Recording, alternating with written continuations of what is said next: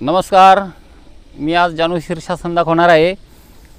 जानू शीर्षासन म्हणजे हेड टू नी पोज।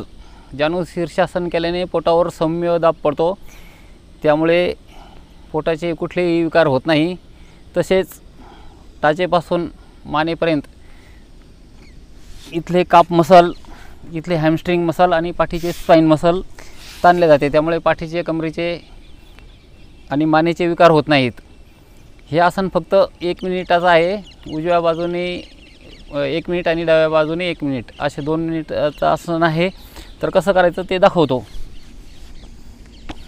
सर्वप्रथम उजवा पाय असा ठेवायचा आणि डावा पाय इंडर थायला लावायचा। श्वास घ्यायचा, वर हात करायचे असे, श्वास सोडत कमरेतून वाकायचं। या ठिकाणी असं धरायचं पायाला, कोपर दोन्ही खाली टेकलेले, हा पाय असा उचलला नाही पाहिजे आणि कपाळ गुडघ्यावर ठेवायचं।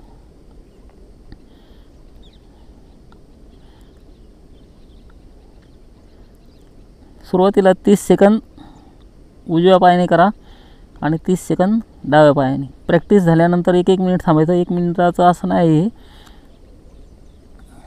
सुरुवातीला करताना नवीन साधकांचं फक्त इथपर्यंतच येईल, असं याच्या पुढे येणार नाही, का की काप मसल स्ट्रेचिंग झालेली नाही राहत। त्यासाठी काय करायचं, या ठिकाणी असे हात ठेवायचे आणि असं करायचं। 1 2 3 4 5 असं उजव्या पायाने उजव्या बाजूने 10 वेळेस आणि डाव्या बाजूने 10 वेळेस जर केलं तर जानू शीर्षासन करता येईल। त्यानंतर डावा पाय घ्यायचा, उजवा पाय इंटर थायला लावायचा, श्वास घ्यायचा, श्वास सोडत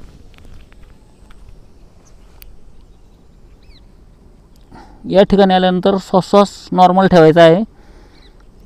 कंप्लीट 30 सेकंद ठेवायचं असं।